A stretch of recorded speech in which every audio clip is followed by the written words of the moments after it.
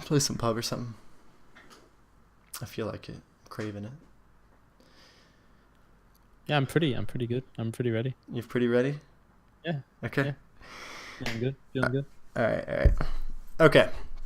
So, Dylan, this would be, I guess, the first episode of what we are calling Inside the Crate. Discussion video. Inside the crate. Don't you just love those crates, Josh? When you get those, you're a crate hunter. I am. You never go for the crate with me, Dylan. You leave me stranded. Suicide missions. Man. It's not. Half the time, people don't go for them, Dylan. In public matches, though, they do. Dylan, they do. You gotta be a man. In competitive, those things are horrible. You don't go for that shit. Even just don't go for the crates, man. They're horrible. But anyways, inside the crate. Okay. Here. Inside the crate. What are we talking about today on our first episode? We're going to be discussing the update that they got coming in on the test servers for 1.0. And we're going to be discussing some IEM kind of pre-thoughts and what we can kind of expect in comparison to the last tournament. Okay. And I've only been watching a lot of people for the update, and that's where I'm getting all my thoughts. But I know you've played, so what do you think of it so far? Do you like it? I'm gonna be honest with you. I spent probably a good 16 hours straight playing the test server, and it was super fun. I had so much fun. I was dying a lot, just because I was kind of like testing all the little things. I was like jumping over walls. Like I didn't really care about the games and stuff, but I was more just like exploring and trying out new things and looking at all the changes that they made, and it was really fun to play. Yeah. What's your favorite thing? Got a few wins here and there. My favorite thing, I like the new jungle near the mansions. Yeah. There's a lot of new cover that they added over there. It's really cool. I actually like that a lot because I felt like the mansions were such like a barren tundra, especially like if you wanted to go from the mansions north, like it was just open wasteland. Towards Stalber. Yeah. And if you're going mansions, you have no car anyways, so you were kind of stranded. To be honest, with the map that we're currently using right now, I feel like there's a lot of those areas where there's just like open field and open like plain and not too much terrain difference, where if you run through, you're basically like, it's a suicide mission. I know that the new map that's coming out soon, sorry to sidetrack, but I just want to touch on it a little bit. It's got a lot more different terrain, different dynamic cover in different areas, so that there's less of that. And I think that that'll be better for competitive. But yeah, that new mansions jungle area, it's like the Amazon rainforest, man. It's crazy. It's so dense. There's like a little pond there. It's really cool. I didn't expect that at all. It was like such a random change, but I think it was necessary. But my personal, that was my favorites. Hands down, my personal favorite is just the vehicle sounds. I know it's a simple change, but like the bike sound. But the vehicle sounds, I don't know if you know this, but the ones that are in test server were just placeholders. They're not the actual ones that they're going to put live. You loyal. Oh, we have our... I agree with you. I do like them. We got the follower thing sound going. I might have to... I don't know if we're going to leave it, I guess, for now. Just don't... Yeah, we can leave it. It's fine. Just don't spam follow, please. I'm joking. Please do. So we got the team in the chat. Look at this. WizWiki, Uncivils, Adam Dids. The guys showed up to support. Appreciate it. The stream. They showed up. Appreciate it. Thank you. We're talking about the new test server patch, and we're talking about IEM. That's what we're talking about today, right? But not diving too much into like the teams, because it's just kind of hard. I mean, to talk about. Dylan probably could. Dylan probably could. I probably wouldn't be able to contribute too much. But no, I did know that, but it's kind of sad because. No, I like them too. I agree with you. They're awesome. the buggy sound. All of the new sounds are so sick. I don't have to mute the buggy. Yeah, that was just a loud. I think that was more of like a volume thing. Like the buggy sound that's currently in the game, it's okay, but it needs to be like lowered like crazy. It's way too loud. Oh really? Yeah, I think it's just too loud. I can't hear my teammates in Discord when I'm talking to them. Like you just have to mute, and then you're getting shot at. I know. That's what you have to do currently. It's so dumb, man. It's so agree. Dumb. They fixed the plane noise as well. They lowered the volume on that. Oh really? I actually didn't know that.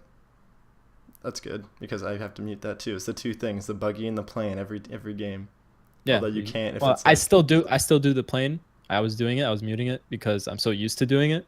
But I wasn't one of the people that muted Buggy just because I like knowing like when I'm getting shot at, and I don't really care if it's like super loud. Yeah. But yeah, I know a lot of people that did mute Buggy because it was just way too Yeah, loud. I only muted Buggy if you had to go like across the map and it was kind of early game or something. You knew you were safe. So what do you think about vaulting compared to like the Vaulting, crouch system? Yeah. vaulting is fun. Actually, WizWiki, who's one of my players, he In the told me chat. that, yeah, he's in the chat right now. He told me that you can actually still crouch jump if you just change the keybinds in the controls. So In apparently crouch game? jumping is still in the test server. Yeah. But if you don't change like the default, then you're not able to do it because like it'll vault instead of crouch jump. So you can do I'm it. not 100% on this. I haven't tested it. Not haven't tested it, but that's like something he told me. I'm gonna take his word for it because he's got reliable sources, and I believe in my player. But so you can do it in game, but like in the current one, you can't do that in game. What do you mean? You can't do the crouch jump macro. I thought you have to do it outside the game. No. Like in the Well, current patch. first In the of all, current patch. let's get this straight, okay? Yes. I don't use a crouch jump macro. You Okay? know I what, press Dylan? C and space at the same time. I'm pretty good You at do it. what makes you Okay? happy. It's a skill. You got to learn it.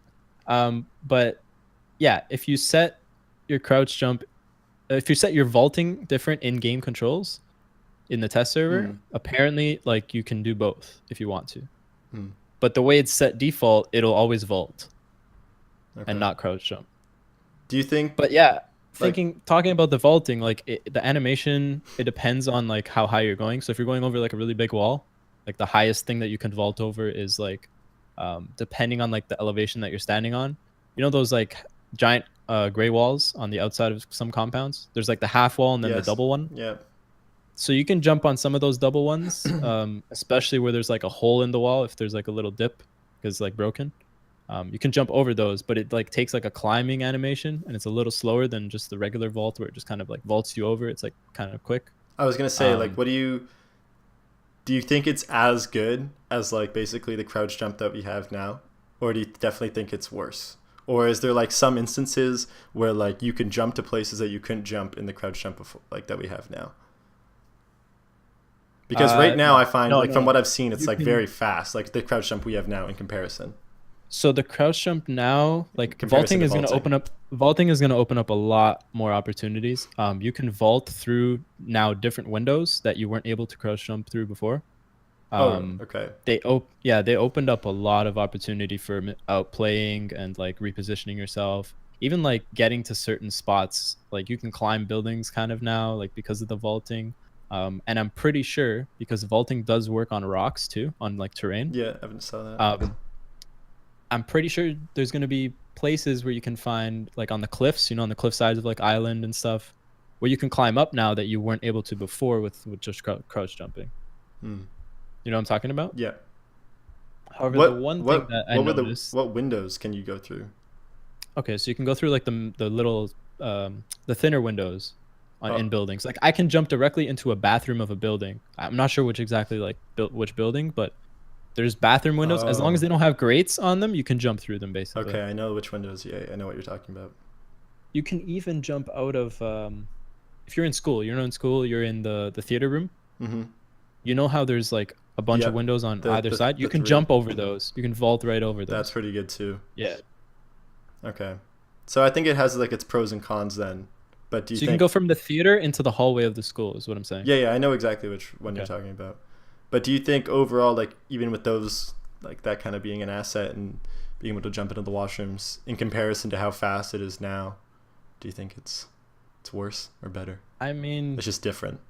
The speed is like something that everyone just has to take into consideration, right? They're adding something into the game, and now you just kind of have to play around it and use it to the best of your ability. If you know the speed of the animation, then obviously, and you know where the player is on the other side of that wall, then you're not going to do that jump because you're going to get caught with your hands like tied or whatever. Yeah. You're going to get caught with your pants down as soon as you get over there. Actually, sorry to interrupt. Quick question, actually, because I don't know this. Is there a sound for the vault that can be heard? No, but if you jump through a window with glass, it breaks the glass as you vault through. Okay. So that's that's something that like people can pick up on. Like, oh, glass just broke. I think someone just vaulted over here. However, I noticed that when I would vault near things, sometimes glass around me would break. It's like a bug. Okay. Just needs to be fixed. They'll probably fix that. Yeah. Okay. What else do they add? The main, actually, probably thing that's going to take up the majority of this conversation is the ballistics and how that's going to change. But I think it's just going to be like a new learning curve. It's like a big change that's just people got to get used to over time. Restart. Yeah, I mean, I was talking to Adam about it, and he's kind of like upset because this is Adam Dids, by the way. Adam Dids. He's kind of upset because, you know, a lot of these players, they put in so much time into like getting good at the game, getting good in terms of gun skill, and now they're changing the whole like ballistics in the game, and you have to like learn how to lead more again. You have to relearn how to lead. You have to relearn like all the different guns and the spray patterns and all of that stuff, right? Yeah. So I mean, it's part of the game. They're gonna make changes, and you got to learn them. It happens in every game. It happens in League of Legends. It happens in Dota. It happens, you know, in all these games that we've seen. So like they just got to learn the changes and get used to it. But you know, it's kind of frustrating. That was definitely a big reason why I was dying a lot, because I was just missing my shots, especially the longer range. It just takes some getting used to. So I like it. I think it's a good change, because I kind of like what they're trying to do. Stick with rifles as rifles, keep snipers as snipers. But I feel like just a small tweak would be nice to allow like the rifles just a little bit longer of a range right now in comparison with like the velocity dropped. Because I feel like, I don't know, a majority of rifle fights in the current like game are fought even at large distances, and right now it's like you can notice, you know, minus like 300 meters probably, it's pretty noticeable. So you're saying that like fighting with a rifle longer range than 300 is really hard? Yeah. I don't know. I think that's just the skill gap, man. Like a lot of these players are able to pick off people 500, 600 meters away and hit consistent shots, no problem. It's just kind of like a relearning, I guess.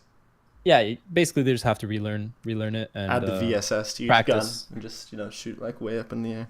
Yeah, I mean, Bluehole's just saying, you know, like we got all these people playing our game now. They're gonna play it more if they want to keep up. Yeah. So you put in the time, put in all those hours and grind and get better.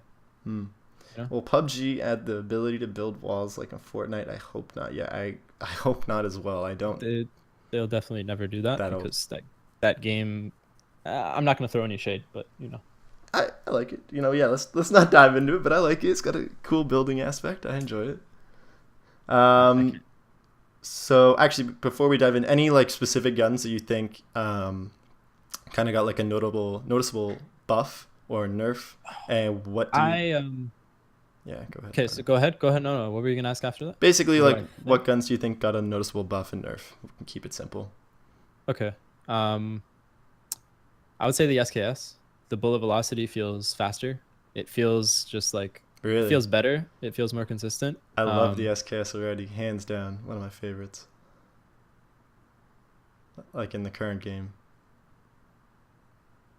Yeah, it's definitely a better gun now, I would say, than it is now in the current patch, like in the normal game. Okay, I saw people saying the M4 feels a little better.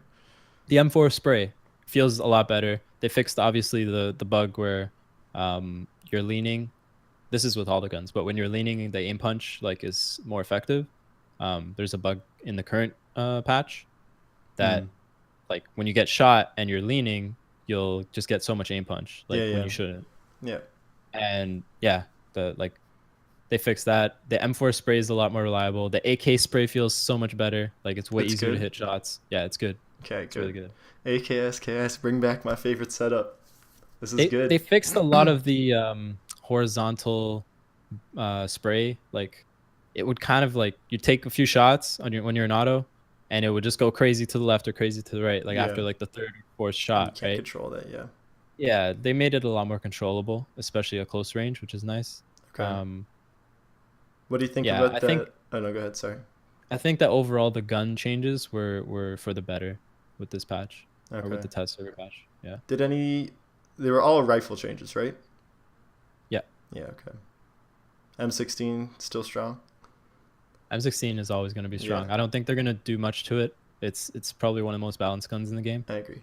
From my perspective, No, I I agree. like the burst up close. If you can control the burst when you're spraying down someone, And like fire it's is so good. fast. Yeah. Fire super fast. Even in like single fire, it's super accurate. It's super good. Mm. Like any scope is good on it, in my opinion. You can use it with an 8x. You can use it with a red dot. Like whatever you want, right? Now I feel like I might be, um, in a, I might have a bad opinion about this next topic. The new kill feed. Small topic. Do you like it? I I like the look of it. It looks really nice. It's just like one of those things where I'm so used to getting information from the kill feed, and like when someone's knocked out, right? Mm-hmm. Like I get that info and it's like, okay, that guy's knocked out. I know that there's another player alive. For me now to learn like what the icons mean and stuff, Yeah. in order to relearn that, it's like a bit of a an obstacle. And like obviously I'm gonna have to do it eventually because I'm sure they're gonna get rid of just the text kill feed. Right Mm. now they have it as an option in the settings, but I'm pretty sure you're just gonna eliminate it eventually. Um, the one thing that triggers me though about the kill feed is that they didn't line it up. They put it in the top right corner and they didn't line it up with the alive number, like that box. Yeah. So it's like offset and it looks so weird where they put it. And I I'm so triggered when I saw that. I personally just don't like it. I don't think it looks clear enough. Like the issue that I like had with that you got used to is like bottom left. It wasn't very clear. You had to kind of get used to always like looking down, which is fine, and you don't want it to be too in the way. But I don't know. I just feel like fonts and colors. I just feel like it could be a lot more clearer, and I think it's such an important thing to see and to know for information, especially for like teams and people who are really trying hard to No, get that information. But 100%. right now, The I don't like it. information with the text, it's just, well, the thing is like everyone's been using it, so they're so used to it. Um, like there's kill feeds in CS, right? They have the little icons. They change them Mm-hmm. over the years, Mm-hmm. like over some patches. People just they get used to them eventually. Like after so many times of playing, like you know what all the little icons mean. It's quick. It's like easy. It's in a place that it's on the top right. I Yeah. think that's where it should be, but it's just gonna take time getting used to it. It's kind of like the ballistics, right? It's gonna take time for those, especially for like competitive, like the in-game leaders. They use that stuff all the time, Yeah. right? They're constantly looking at like because they know the players. They're like, okay, this guy's still alive. That means that team is over there because I hear the shots going off in that direction, right? Yeah. Like so that all of that comes into play, and especially in competitive. Mm-hmm. Um, obviously, it happens in pubs as well, but it's not as relevant. Yeah. I But find yeah, it it's so a super relevant. important thing, and I think that they should take that in consideration. Maybe make the icons a little bit more clearer. Some of them I don't quite understand. Yeah. Like I there's mean, the knocked out icon, and I don't really know what the icon looks like. Like, is it supposed to be a person on the ground or something? Like yeah, I agree. the design team there, man. Come on, I agree. fix that. Another thing that I definitely, don't wouldn't know about is the FPS, which is exciting. If we can get like some really high FPS numbers for the changes, because people are saying they've noticed drastic changes, which is big for once. It's always been like marginal 5, 10 well, not even 10, like generally 5 FPS changes in each of the patches. So if it's huge and it's more than that, that'll be amazing. Yeah, the optimization is definitely there in this patch. You could feel it, especially in like cities like Yasnaya, where normally you don't get a lot of frames. You Mm. get a lot of frame drop in Yas, especially when you're looking at the city from afar. Um, but in this patch, like I felt it, like the difference. I don't know if it's the servers. I don't know if it's optimization on the game itself, Mm. but the FPS definitely seems better. Um, a lot of people seem to say the same thing, so I'm gonna go ahead and assume that there's been some optimization Yeah. and they're working towards the right direction, which is good. Yeah. And then desync, I've heard marginal changes. I didn't really have much Issues? testing in terms of desync. Like there wasn't many times where like I experienced it while playing in test server. So maybe that's a good thing because I'm guessing That's that like yeah. I mean when that I was getting like when I'm behind a wall, I'm not getting shot. So like that's a good thing, right? that Like is that means yeah. it's fixed. I hope maybe Okay.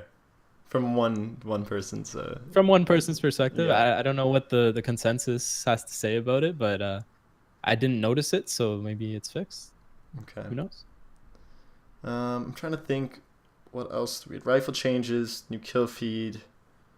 There was the 8x zoomable. I've actually a 8x. lot of people are saying they don't like it. I really like it. A lot of snipers are saying they don't like it. I noticed this. One person in particular, Ibiza, who plays on Kingwin, I believe. Might be on a different team now. I'm not too sure, but he's an EU player, and he's like known for his sniping, known for his Car 98, and he loves the 8x. And he was like, I was watching a stream, and he said, I don't really like the little circle and the reticle that they put. I don't like the fact that you can zoom in and out.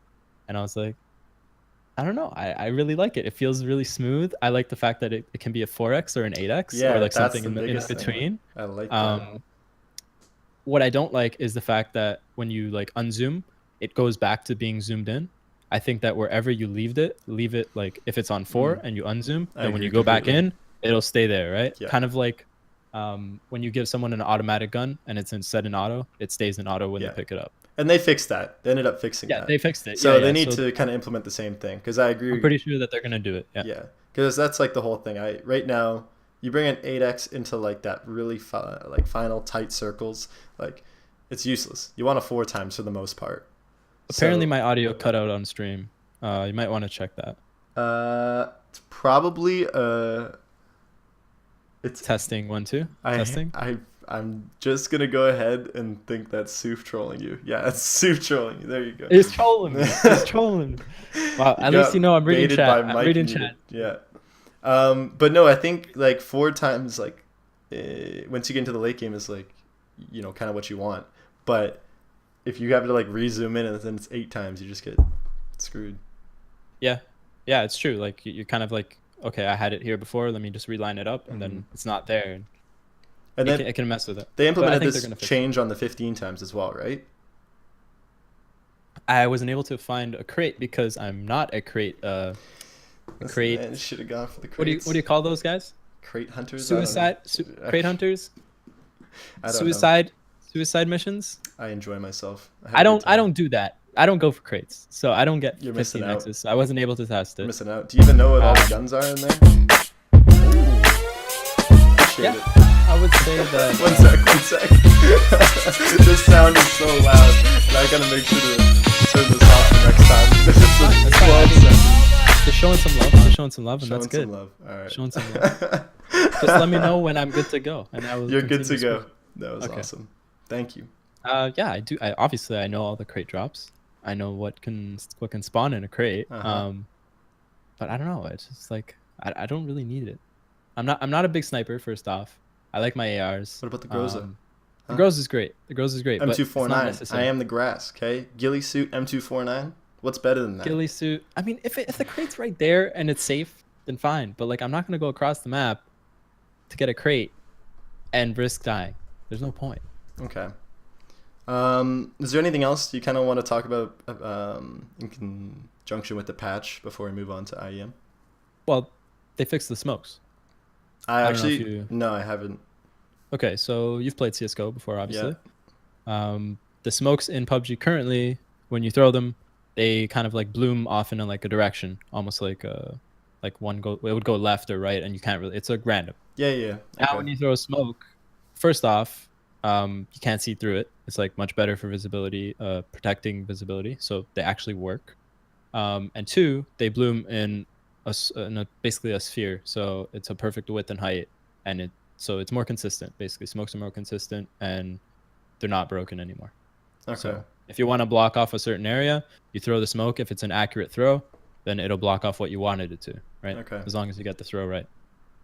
And also, something I noticed was darker shadows in darker areas. So places I noticed this were in warehouses.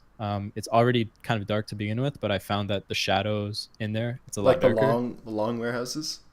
Yeah, the warehouses. Okay. Yeah. You can find them all over the map. I know what you're talking about, yeah. Yeah. So the ones with the crates in them and the boxes and all that. Yeah. So it's a lot darker in certain areas of the map, certain buildings. Like too dark? Warehouses. Not too dark. I wouldn't say too dark. Okay. But I mean, it's definitely something that people are going to have to adjust. I'm curious. And maybe they can use to their advantage. I don't know. I'm curious if the military dugouts are extremely dark, because they were dark. They were really dark.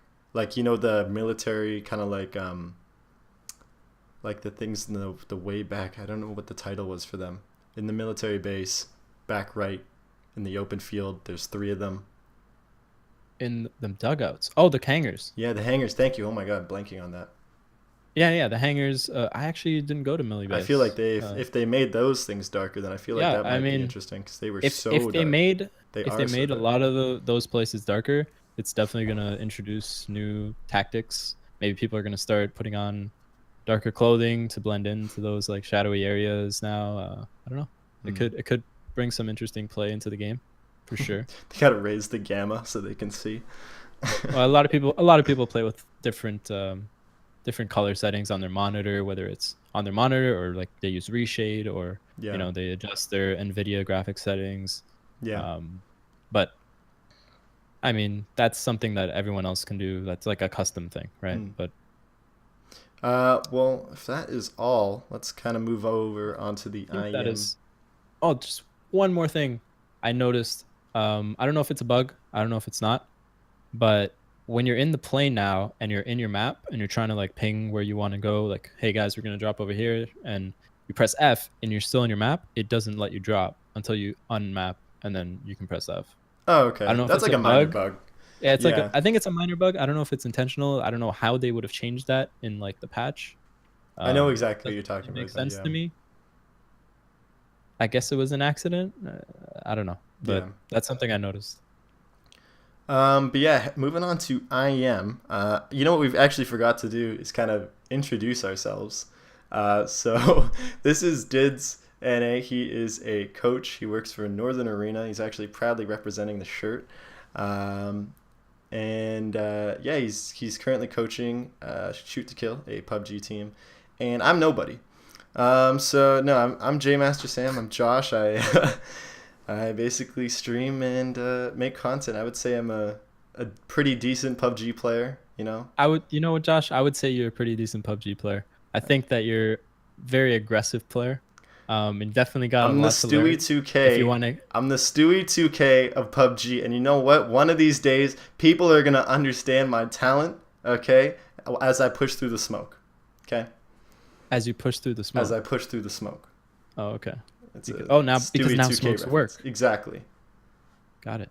Okay, I'll look out for you. I'll look out for you when they bring on the new patch. I want to watch you jump through those smokes and get them kills. Get them frags. I will, with my Groza that I got for my crates that you didn't come with me for. Anyways, so with IEM coming up, you actually know a lot about these teams. It could probably talk for days about them. So we won't kind of. I could go on and on. Let's not try to dive into so much about that because I don't want to just sit here and not contribute at all. I watched the last tournament, the Gamescom tournament, and it was a lot of fun. I actually really enjoyed it, and I think it was really entertaining. But some of the things that they had in it, I'm hoping to see that they've changed. So, for example, the blue before, I think it was his name, it was Evermore. He was basically a survivor, pardon me, and he did nothing but survive. And I think he got 2 or 3 kills, and someone who gets 16 kills wasn't really distributed correctly the points. And so I think we actually ended up looking it up before. It was 4 points a kill, and I forget the first. Like first place gets like 500, 300 points or something so like that. As much as it should be, this is a survival game, and whoever wins should get the most points, and it should be a good amount. Kills should just still be a lot more than 4 points. So I'm hoping that moving forward that we can see 10, 15. And I think they realize that obviously the basis of the game is to be the last man standing. So it's a battle royale game. It's more focused on survival. However, we want to see action. We want to see kills. We want to see all that stuff happen.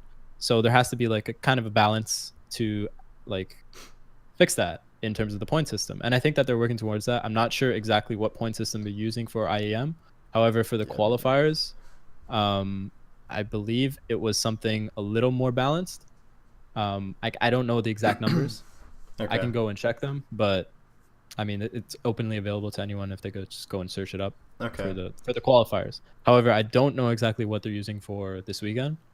But going back to the blue thing, healing in the blue, they have actually, with the new patch that's live on normal servers right now, There's the new blue, which basically after the first blue hits on the first circle, it starts doing more damage to you based on how far away you are from the zone. So no longer can people stack up a bunch of medkits on one player and literally sit in North George while the circle's on melee base and get second place because they have a billion medkits and they're fully boosted, right? That's not fun to watch. It's not. No, is that fun to play? It's not fun to play. You're clicking right click the whole time. You're just spamming meds. Like, what's the point of that? You play a loot game, you get a bunch of meds, and then you just like use them, and that's your game. Like, I don't understand. Yeah. No, I get it. Like I get it if it's available, and for the competitive mentality, you're trying to win money. You're in that tournament, right? Yeah, for sure. So if you do what you can, that's available. But for them to add this new blue and try and fix that and combat that, not allowing players to do that, it's definitely helpful. Yeah. We're not going to see that this weekend. We're not going to see that. We'll see it a bit, like people trying to actually make an effort to get into the zone.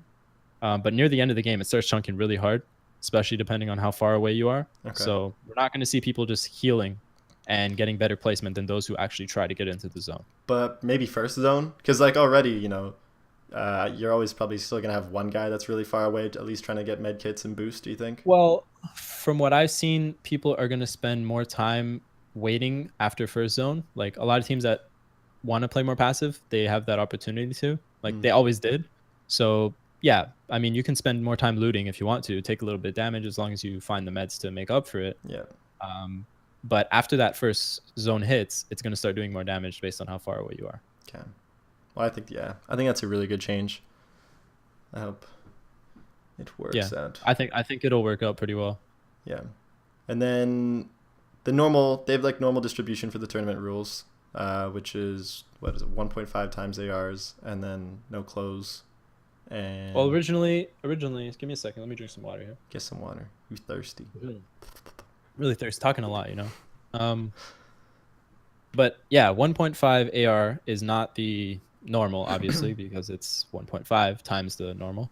But for competitive, they actually had it at normal settings, but then the players kind of said, hey, you need to like give us a little bit more leeway here. So many people can't find guns. It's not fair if I have a pistol and he has an AR. Like make it a little more competitive. You know what I mean? Like people are gonna drop. There are gonna be some early fights, but if someone doesn't have the opportunity to defend themselves, it's kind of unfair. So I think 1.5 is a little more reasonable. It's used in a lot of other tournaments that I've seen and leagues around the scene. So obviously there's no close and no red zone because you don't need close in the game. It's not going to help you in any way. I think we should bring the red zone in, Dylan. It's the I love the red zone. Bring in something.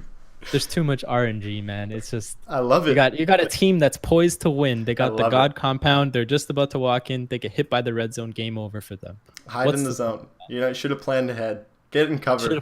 Should have planned ahead. Should have known that red zone was there, man. I mean, it's too RNG. We can't even debate this. But I am really happy about the gun change though, because I'm happy, but I also kind of understood kind of the RNG elements, because a lot of people were like, it's very RNG. It is unfair if you're like two teams dropping and someone gets an AK and it's the other get a pistol. Like that's stupid.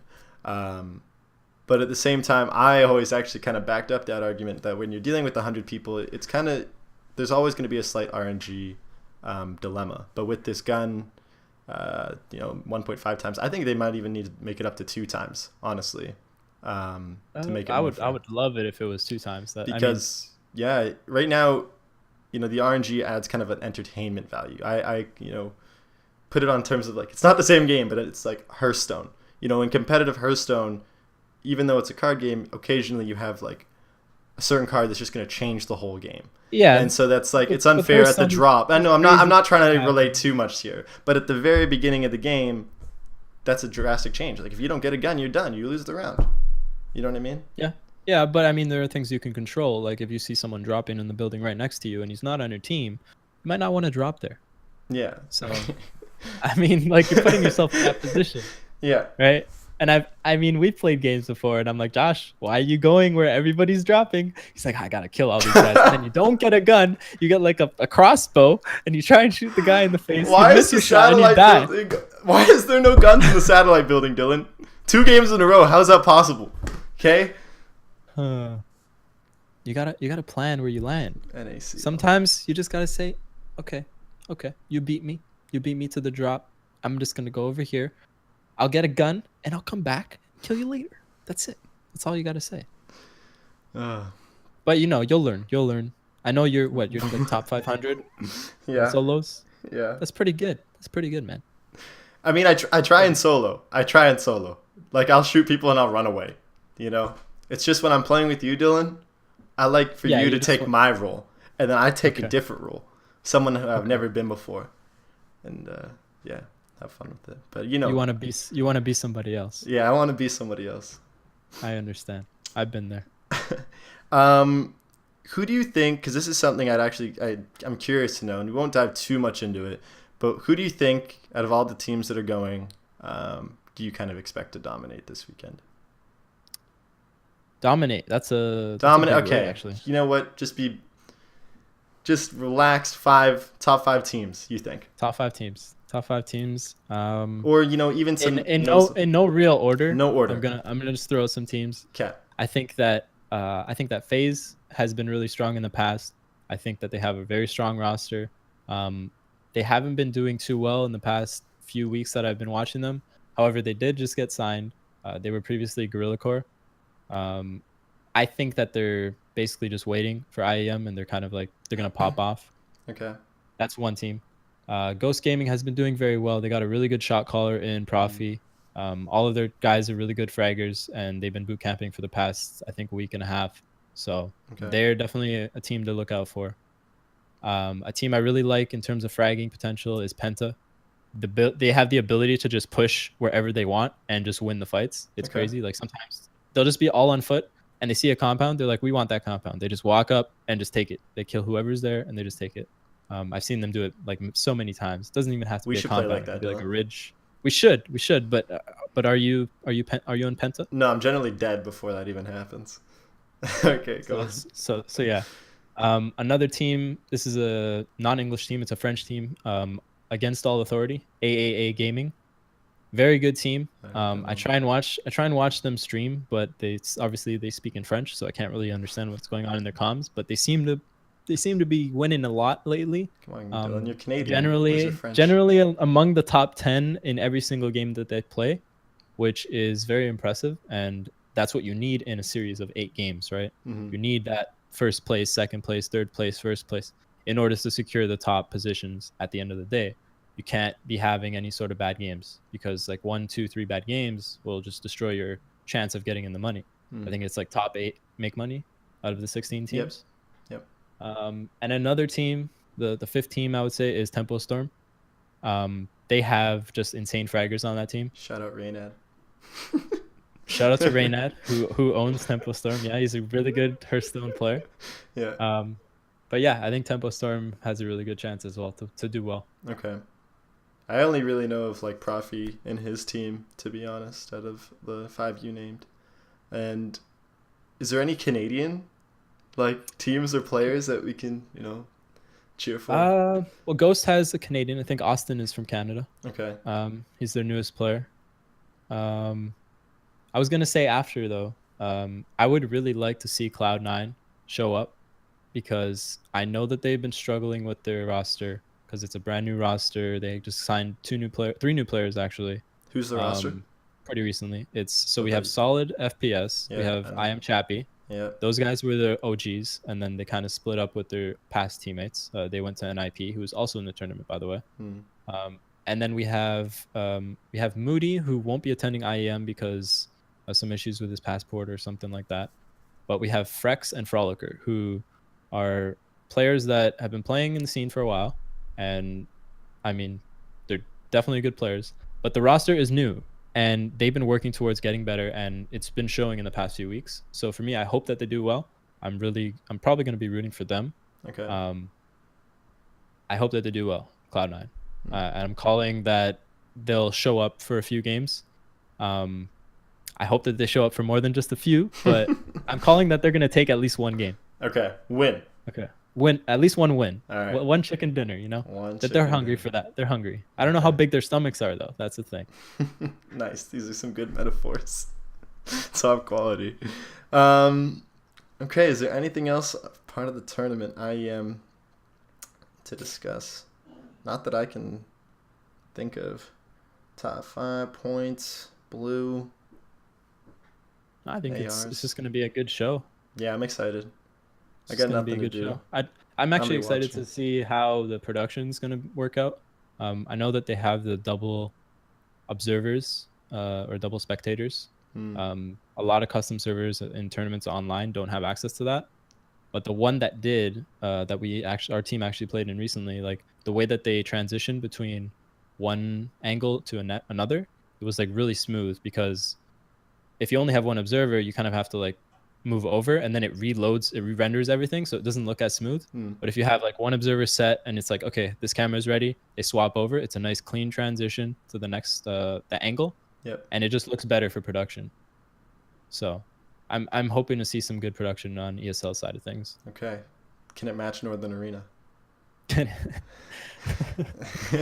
we've actually got. No, you guys have some good production. Yeah. Especially as of late, I gotta say. For what we have in terms of resources, I would say that our production is definitely stepped up. I agree. This year, for sure. Yeah. But ESL, everyone's looking forward to the big boys throw in this PUBG Invitational, and I think it's gonna be a good time. I'm psyched. I wish gambling. I wish gambling didn't die. I'd bet all my skin. Well, you can bet all your skins on PUBG. Did you know that? You can? They have like roulette sites. One sec. Justin, what's up? That's a nice sub. You got the prime music, man. You got the prime. That's good. Can you hear me? I can. You can hear me now. Okay, yeah. Perfect. What was I saying? I was talking about IEM. Oh, I actually wanted to go to IEM. I love my team, Shoot to Kill. They've been doing really good lately. Shout out Shoot to Kill. Shout out to his brother Adam Dids. Was on number one on squads for a while. It's a god. Yeah, he was. I mean, it takes a lot of time to actually hold that number one spot. Even just being in the top 10 is impressive. And all the players that have reached that, they know what it takes, and they know how much time they have to put in. Yep. But putting in that time to like keep it is like even more impressive. So shout out to those who are able to stay up there and like keep it for a long period of time. Especially with hackers. But what I was gonna say is that I try to reach out to some of the teams that were attending IEM to see if I can go and like help them out for the event, just for the experience. I'm a coach, maybe one of the only coaches in the scene. I'm not too sure. I haven't really seen many others. Maybe in EU there's a lot more, but in terms of NA stuff, I haven't been really seeing that much. Yeah, I agree, but I think a coach would be really helpful if it can be used in the same sense of like talking in the background kind of thing. During the game? So the only way that they're going to be able to do that is if they add like a coach slot. But yeah, it won't happen because they need the privacy, right? And when you're surrounded by there's 100 people, it's gonna be difficult. For a LAN, it's very difficult. Yeah.